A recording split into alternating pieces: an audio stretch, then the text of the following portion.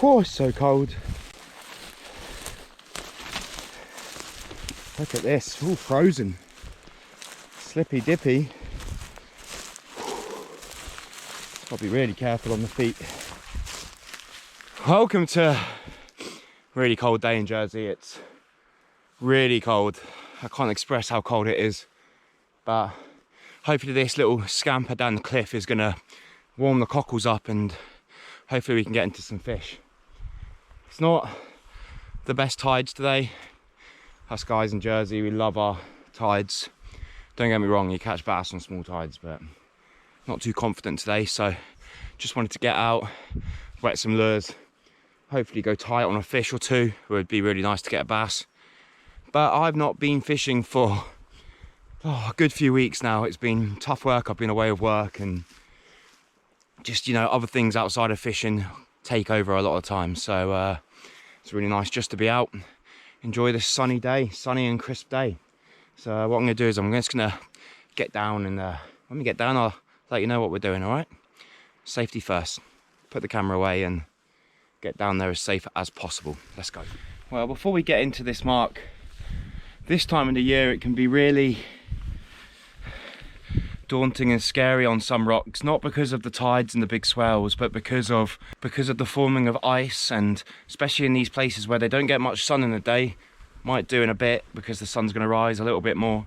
There's going to be a lot of ice around, rocks are going to be slippy, and I've actually changed my footwear now, because you've probably seen in a lot of my videos I wear trainers or waders, and to climb down cliffs like this I'm not wearing a pair of waders, I'm a sweaty one. So what I've actually gone and done is I've gone and bought myself a nice pair of boots, as you can see here. Got these from Sports Direct, they're about 50 quid, good to protect the ankles, good bit of grip underneath, keep you warm as well. And yeah, when there's ice around, you really need those three things: grip, support and comfortability to, you know, get around on the rocks. Because if you slip and turn your ankle in a pair of trainers, more than likely you're going to hurt yourself pretty bad. So yeah, bought myself a nice pair of these, safety first, and yeah, hopefully they're gonna save me and keep my ankles going a few more years before I start to get old. And yeah, so let's climb over this head and hopefully we can get into something.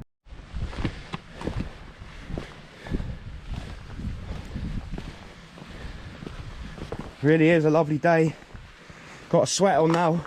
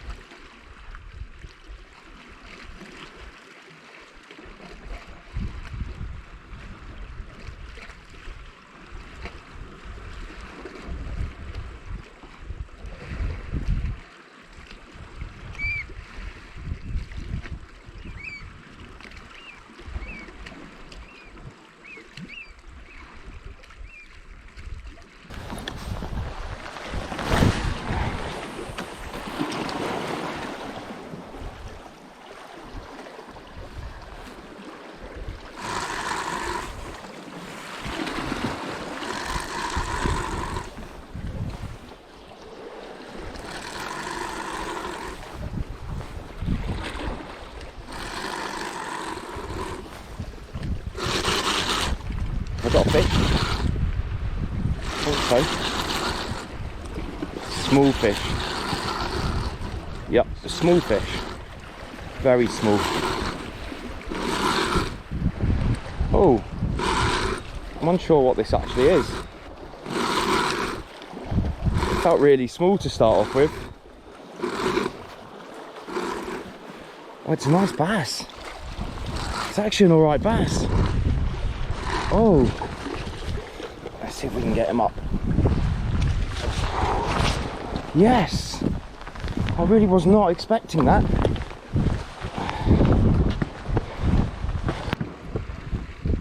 Come on, I was not expecting this at all. It's not a bad little bass actually.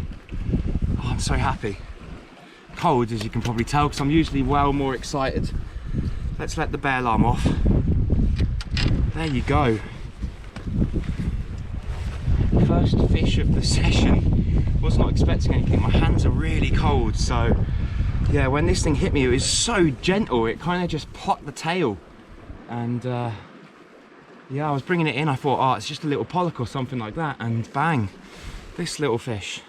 It's not a bad fish at all, to be honest. It's you know, a couple of pounds, but cannot go wrong with that. December bass, cannot go wrong at all. I'm really happy. He's taken the, oh, it's just come straight out. That's the lure that I'm using. It's a bit tied up on itself at the moment. Yep, little white YKR, but he's just hoovered it. Really happy. Beautiful dorsals. Now, usually the bass in the winter have tints of blue, which he actually does to the fins. Starts to get cold, they yeah, they just they get cold, so they have a little tint of blue, and that's a really nice fish to start the session. Thanks very much, mate.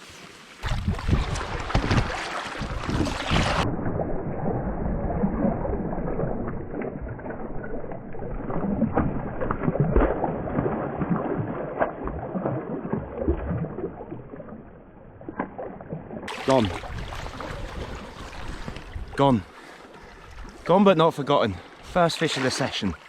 Lovely jubbly. Well, just before I get back into it, I'll quickly show you the setup that I'm using. I'm using a Teynru. Yeah, I know a lot of people say they're really expensive, but these rods are just simply amazing. This is the 79, casts up to 35 gram. Nice sensitive tip, but a lot of backbone. A lot of people have been saying in my recent videos that my reel sounds absolutely shagged. Well, you're right, it's absolutely shagged. I like to try and use a reel for as long as possible, but usually a reel lasts me about a year. Yeah, there's probably people hating on me right now, but you know, I use it and abuse it. But it still works. It probably just needs a few bearings changed. So yeah, I just use a Daiwa BG. I've got Berkley 8 strand, typical what I use, really strong, really smooth, very good on the rocks and that, very abrasive, because some of the ground I usually fish is very dirty and wrecky. I use a 30, no, this is a 25 pound leader. I up my game in the winter just because I'm sometimes fishing really heavier stuff, and more than likely that if you do get a brute, it's going to be dark and dangerous and flared up and lit up. And yeah, lure of choice, I go for something white like a sand eel, maybe a green as well, sometimes a brown. But yeah, I use the naturally colours. It's very clear today, so I wasn't thinking that the white would do its thing, but it has done its thing. So let's get back in there, and hopefully we can get into another fish. That would be epic.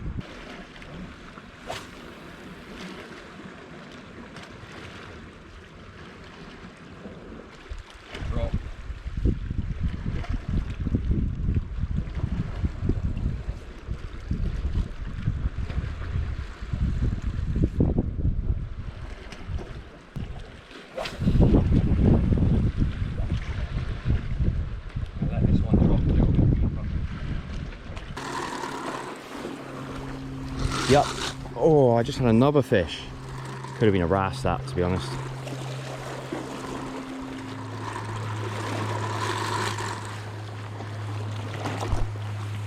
Now,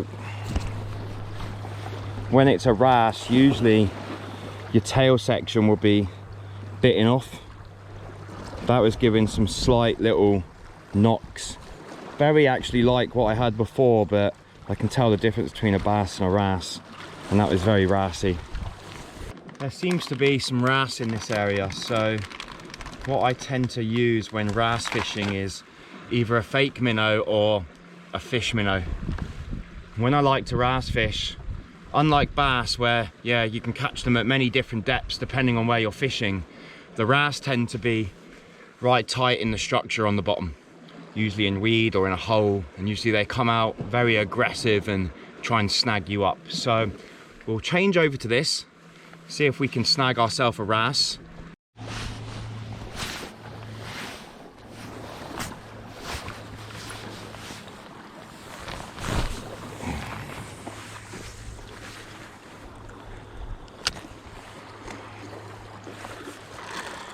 And with the wrasse, I'm just going to let it go all the way to the bottom.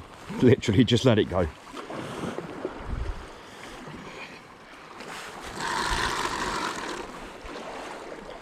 And you know that you're on the bottom because your line's just going to bow off, which it is now. And I'm literally going to just take a couple of winds and a little pull up.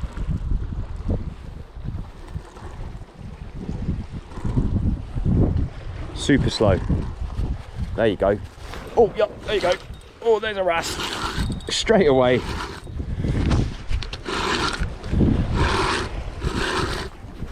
Not very big, but as I say, it's action. Great fun. Yeah, boy.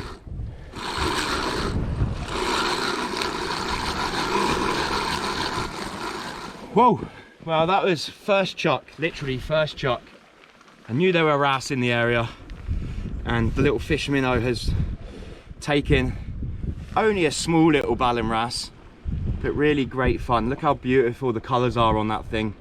And the weedless lure done its thing, worked its magic, literally bumping it off the bottom, really slow, really low, holding it. Loads of little taps. These things give little taps, like really small, minute taps. Usually if you get a big one, it will just gobble the lure in one, hold deep. But there you go, lovely little wrasse. When you're holding these, I like to hold it from underneath like so. You want to watch out for all of the spikes. The gill plates aren't really that spiky, but a big one a little bit harder to hold. But and then just be careful with these, they've got a really soft lip. There you go, beautiful. Just change positions. Just gonna let this just drop down. It's not on the bottom yet. Now it is. Just a slow pulse.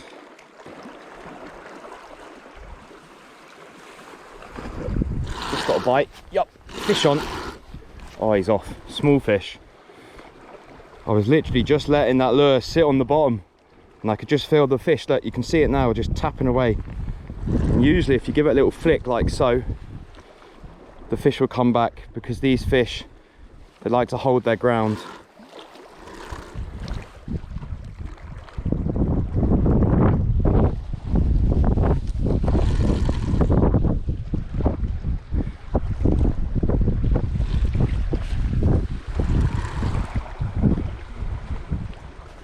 There you go. Yup. There we go.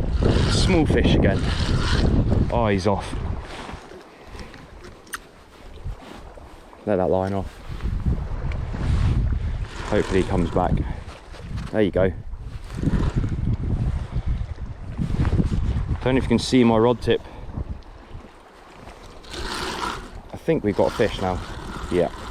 Really small fish. Really small. Oh, he's dropped it again. There are fish here. Only small though, so it's going to keep working that area. It's great fun this though.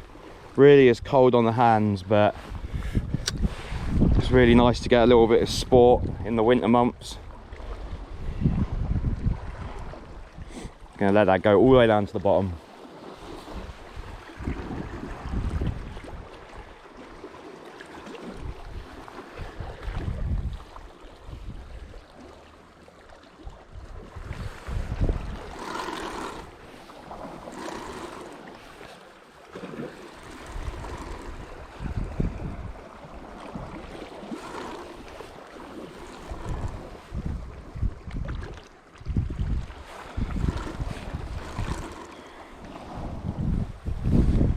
And fish on.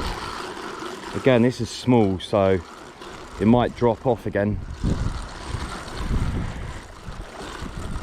Maybe not though. Yep, wrasse. See him coming up there. As I was saying before, the bass fishing's gone a little bit slow, but when you can find yourself a little bit of action as well, it's always good fun. Again, tiny wrasse, really small.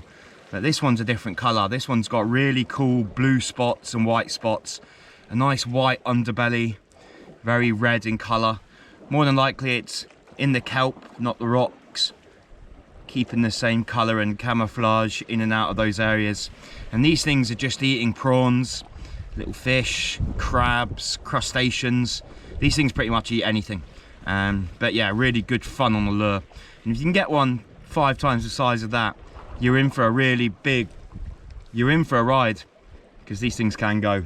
But yeah, another fish, keeping me going, loving life. Watch those lips, because they're really soft. My dad used to say, these things have bigger lips than Mick Jagger. There you go. Let's get him back.